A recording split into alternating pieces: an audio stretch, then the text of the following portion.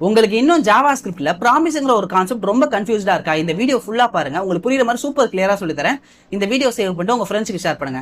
First ப்ராமிஸ்னா என்ன? சத்தியம் பண்றது. சத்தியம் பண்ணா ஒன்னு காப்பாத்தலாம், இல்லனா காப்பாற்ற முடியாது. அதே மாதிரி தான் ஜாவா ஸ்கிரிப்ட்லையும். இன்னும் உங்களுக்கு புரியுற மாதிரி சொல்லணும்னா, உங்க ஃப்ரெண்டுக்கு ஃபோன் பண்ணி மச்சான் எனக்கு ஒரு ட்ரெயின் டிக்கெட் புக் பண்ணு சொல்லிட்டு ஒரு டேட்டா கொடுக்குறீங்க. அவன் உங்களுக்கு ஓகேடா நான் புக் பண்ணிடுறேன்னு சொல்லிட்டு ஒரு ப்ராமிஸ் பண்றான். திரும்ப திரும்ப அவங்க ஃபோன் பண்ணி மச்சான் புக் ஆயிடுச்சான்னு கேட்டுட்டே இருப்பீங்களா? கண்டிப்பா கிடையாது. உங்க டே லைஃப்ல என்னென்னலாம் முக்கியமான முடிக்கிறது இருக்கோ அதெல்லாம் நீங்க முடிச்சதுக்கு அப்புறம் கடைசியா கேட்பீங்க மச்சான் புக் ஆயிடுச்சான்னு சொல்லிட்டு. சோ இந்த இடத்துல தான் வந்து சிங்க்ரனஸ்னா என்ன, ஏசிங்க்ரனஸ் என்ன உங்களுக்கு ஈஸியா புரியும். சிங்க்ரனஸ்னா உங்க டே லைஃப்ல சீக்கிரமா முடிக்க வேண்டிய வேலைலாம் இருக்கு இல்லையா, அதுதான் சிங்க்ரனஸ் கோட்னு சொல்லுவாங்க ஜாவா ஸ்கிரிப்ட்ல.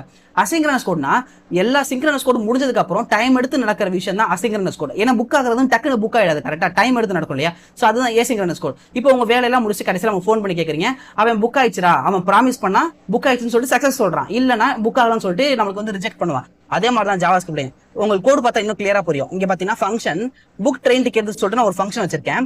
அதுல ஒரு ப்ராமிஸ் பண்றேன், இவன் தான் நம்ம ஃப்ரெண்ட், ஓகேவா. ஃப்ரெண்ட் நமக்கு ஒரு ப்ராமிஸ் பண்றான், நான் புக் பண்ணிடுறேன் இல்லனா ரிஜெக்ட் ஆயிடும் அப்படின்னு சொல்லிட்டு ரெண்டு விஷயம் நடக்குது, ஓகேவா.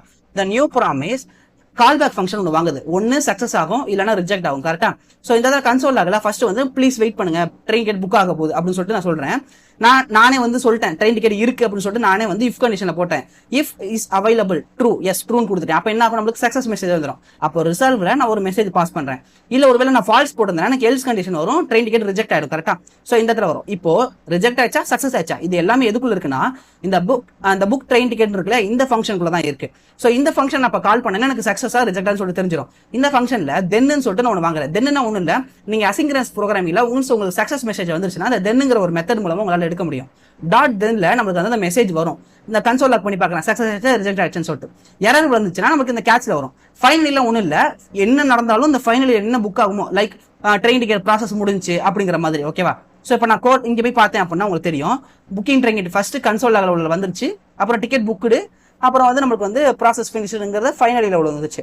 இப்போ நீங்க ரியல் ஜாவாஸ்கிரிப்ட் கோட்ல பார்த்தீங்கன்னா இந்த மாதிரி தான் இருக்கும். ஃபங்க்ஷன் கெட் யூசர் போஸ்ட்னு சொல்லிட்டு நான் ஒரு யூசர் போஸ்ட் எடுக்க போறேன், ஃபெச் பண்ணி எடுக்கிறேன். ஃபெச் தான் இந்த இடத்துல ப்ராமிஸ். ஒன்ஸ் அந்த ப்ராமிஸ் சக்சஸ் ஆச்சுன்னா ஒன்று தென்ல வரும், இல்லை நம்மளுக்கு வந்து கேட்ச்ல வரும், ஓகேவா. ஸோ இது இன்னும் உங்களுக்கு இந்த ஃப்ளோ வந்து புரிஞ்சுக்கணும் அப்படின்னா JSP 9000 சொல்லிட்டு ஒரு ஆப் இருக்கு, நீங்க இதுல போய் ரன் பண்ணி பார்த்தீங்கன்னா சிங்க்ரனஸ் ஏசிங்க்ரனஸ் உங்களுக்கு இன்னும் கிளியரா புரியும். இந்த வீடியோ புரிஞ்சுனா லைக் பண்ணிக்கோங்க, மறக்காம உங்க ஃப்ரெண்ட்ஸ்க்கு ஷேர் பண்ணுங்க.